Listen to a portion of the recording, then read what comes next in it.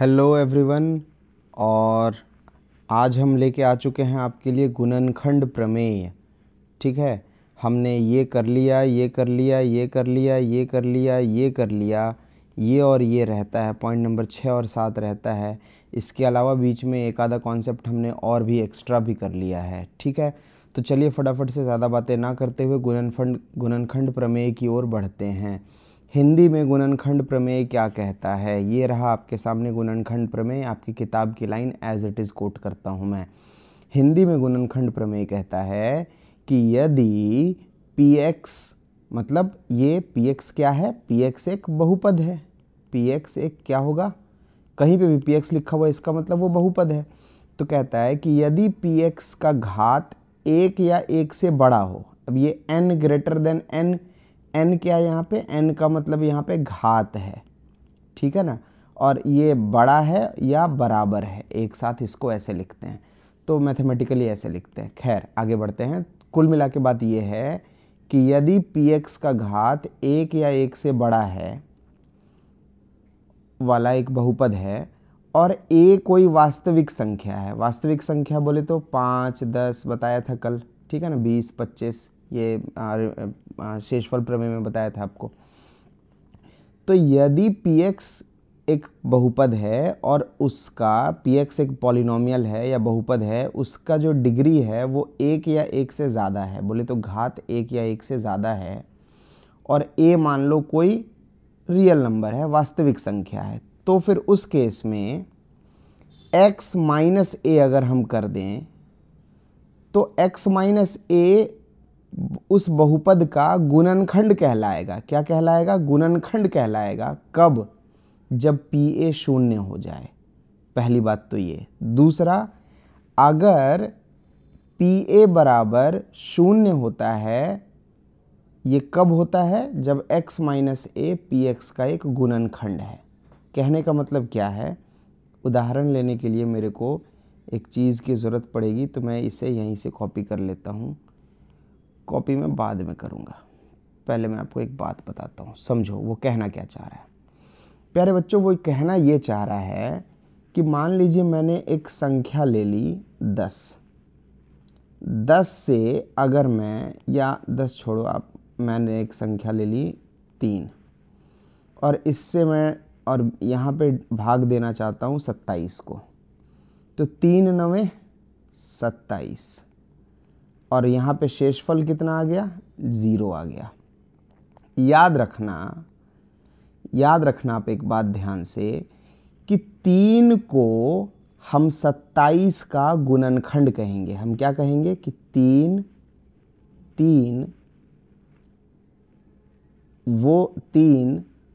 27 का गुणनखंड है, गुणनखंड है। इसका क्या मतलब है सर, इसको अंग्रेजी में लिखेंगे 3 इज फैक्टर ऑफ 27। इसका क्या मतलब है सर, इसका मतलब है सर कि चूंकि हमने 3 से जब भाग दिया 27 को, जब हमने 3 से 27 को भाग दिया तो वो पूर्ण रूपेण कट गया और शेषफल शून्य बचा।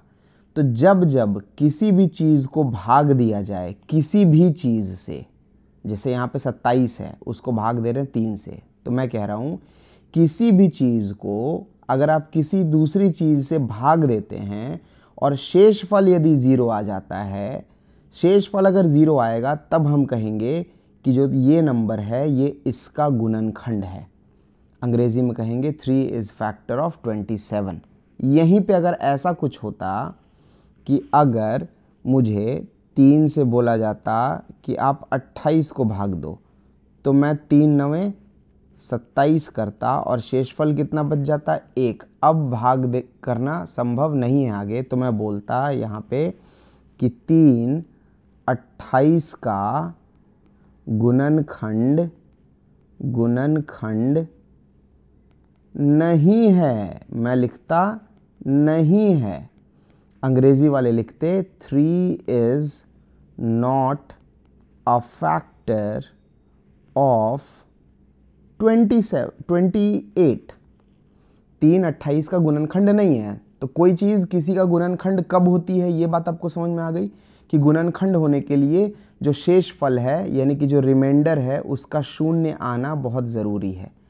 अगर शेषफल शून्य नहीं आ रहा है तो हम बोलेंगे कि वो चीज़ उसका गुणनखंड नहीं है। एक बात तो ये हो गई।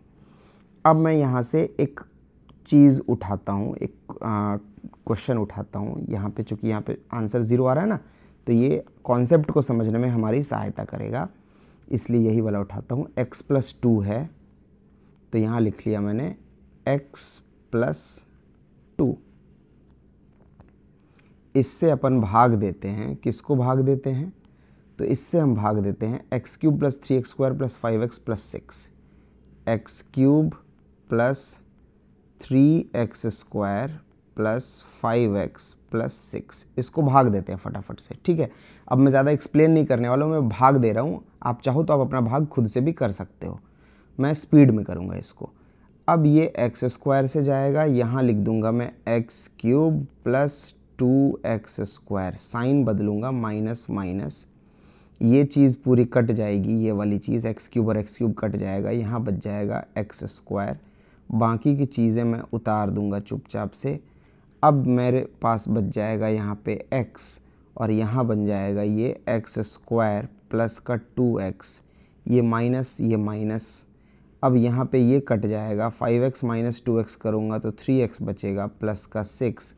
यहाँ पे अब मेरे को लिखना पड़ जाएगा प्लस का 3, तो यहाँ लिख दूँगा मैं 3x प्लस का 2 × 6 माइनस माइनस, ये दोनों ही कट गए और यहाँ पे शेषफल कितना आ गया, 0 आ गया। शेषफल कितना आ गया, 0 आ गया। तो अभी थोड़ी देर पहले आपने देखा कि जब मैंने 3 से 27 को भाग दिया तो 3 × 9 = 27, शेषफल कितना आ गया था, 0 आ गया था। शेषफल 0 आ गया था। तो मैंने क्या बोला था, मैंने बोला था 3 27 का गुणनखंड है, ये मैंने बोला था। उसी प्रकार से जब इससे मैंने इस पूरे को भाग दिया तो शेषफल कितना आ गया, 0। तो मैं बोलूँगा x + 2 x² + 3x x³ + 3x² + 5x + 6 का गुणनखंड है, यानी कि x + 2 is factor of x³ + 3x² + 5x + 6। कुल मिला के मतलब ये है कि ये गुणनखंड x + 2 गुणनखंड सिर्फ इसलिए कहा जा रहा है क्योंकि शेषफल कितना आ गया, 0 आ गया। ठीक बात है। अब वापस से पढ़िए इसके स्टेटमेंट को। अब ये क्या कह रहा है, अब इसको अब पढ़िएगा तो अब ज़्यादा समझ में आएगा। ये कह रहा है कि यदि शेषफल प्रमेय कहाँ चला गया भाई, कहाँ भाग जाता है दोस्त, तेरी तो ज़रूरत है, आजा, ये रहा। ये कह रहा है, ये प्रमेय कह रहा है कि यदि px की डिग्री 1 या 1 से अधिक है और a कोई वास्तविक संख्या है तो x - a का मतलब ये वाली चीज़ की बात कर रहा है वो। यहाँ पे जो लिखा हुआ है, यहाँ पे माइनस लिखा हुआ है, वहाँ पे यहाँ पे प्लस लिखा हुआ है, कंफ्यूज मत हो, वो यही चीज़ लिखी हुई है, ठीक है ना। तो ये वाली जो चीज़ है इस साइड जो रहेगा ये इस चीज़ का गुणनखंड कहलाएगा। क्या कहलाएगा, गुणनखंड कहलाएगा। कब गुणनखंड कहलाएगा, गुणनखंड तब कहलाएगा जब इस चीज़ को मैं अगर 0 के बराबर रखूं, 0 के बराबर रखूं तो x का मान कितना आ जाएगा, -2 आ गया। अब अगर मैं इस px में अगर मैं इसको मिटा रहा हूँ, पूरे को जगह की ज़रूरत है और समझाना इसी में मजबूरी है मेरी, क्योंकि एग्जाम्पल हमने यही लिखा हुआ है।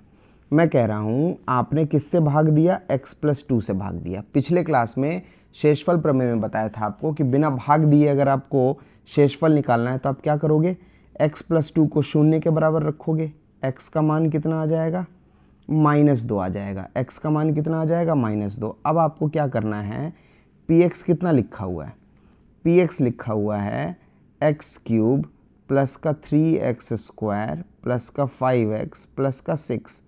अब मैंने क्या बोला, शेषफल निकालना है तो यहाँ पे -2x की जगह पे रखो, तो रख देते हैं। -2 का क्यूब प्लस 3 गुने में -2 का होल स्क्वायर प्लस 5 गुने में -2 प्लस का 6। आप इसको सॉल्व करके देख लेना, ये अपने आप कितना आएगा, आपका 0 आएगा। ठीक, ये सर 0 आ जाएगा। तो वही बात वो कह रहा है कि अगर x + 2 अगर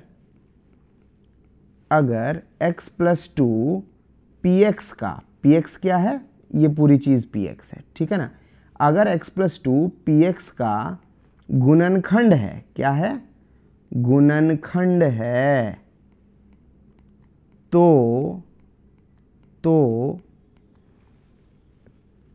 px में x की जगह पे -2 अगर डाल दें, मतलब अगर यहाँ पे x -2 होता तो x = 2 डालते, यहाँ पे x + 2 है तो इसलिए हमें तो -2 डालना पड़ेगा। तो अगर x की जगह पे ये -2 डालें तो ये किसके बराबर हो जाना चाहिए, 0 के बराबर हो जाना चाहिए, वो ये बात कह रहा है।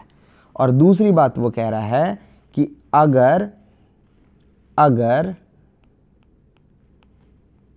x की जगह पे -2 रखने पर 0 आ रहा है तो x की जगह पे कितना रखा आपने, -2। अब इस x -2 को इधर लाओ तो ये क्या बन जाएगा, x + 2।